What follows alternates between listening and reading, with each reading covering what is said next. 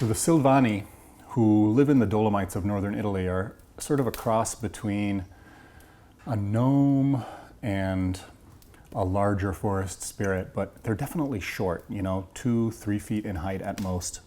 And they run around the woods.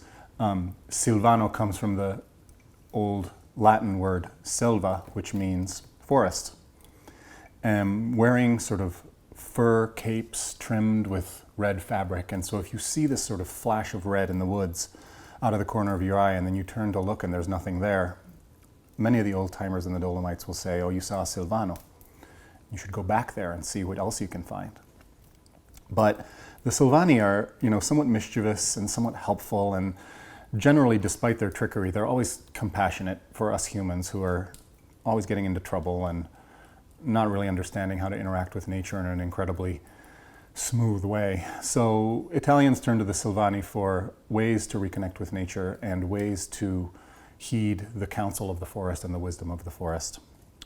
One story that I really love is about the Silvani and the linden trees. And I love linden as an aromatic and a nervine and a great way to sort of support good, calm, even mood throughout the day. But in Italy, it's still considered a very important tree for sculpting figurines. The wood is long-lasting and durable, but it's also very soft and easy to sculpt. So people in Val Gardena will make sort of religious iconography and beautiful sort of filigreed botanical sculptures using the wood of the linden tree. But it's always been connected to sort of justice and equanimity and just a calm and well thought out sense of moving through the world. And the story that always reminds me of this is one of 3 brothers who worked up high in the forest in a mill. And they would cut down trees and mill them up there, and then at least once a week go down to the town at the bottom of the valley where there was a market to sell their wood. And it turned out this one brother, sort of after years of doing this, every week he would connect with this rich merchant's daughter at the market, and they would talk, and he would talk about the forest, and she would talk about the town and her travels, and eventually they fell in love.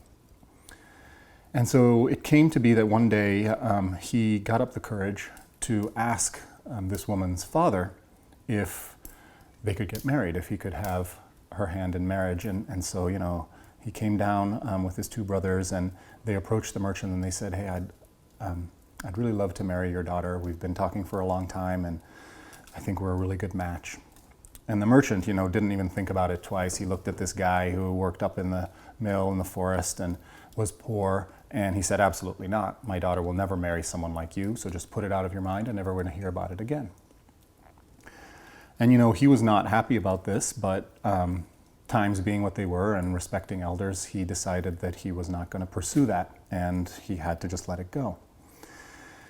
Well, not 2 weeks later, this blood-curdling cry came out of the market square, and everyone turned to look, and this rich merchant was standing there with a dagger sticking out of his chest. Someone had stabbed him in the middle of the market square. It was very crowded, so perhaps you could get away with that kind of thing.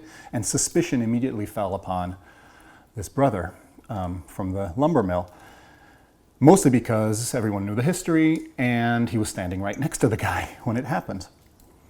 But he pleaded innocence and he said, I didn't do it.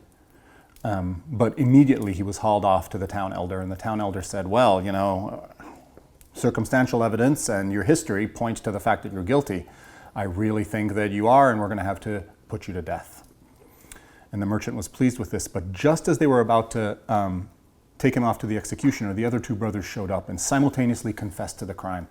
So now there were 3 people involved, there were 2 confessions, no one knew exactly what was going on, and the forest elder said, let's go ask the Silvani.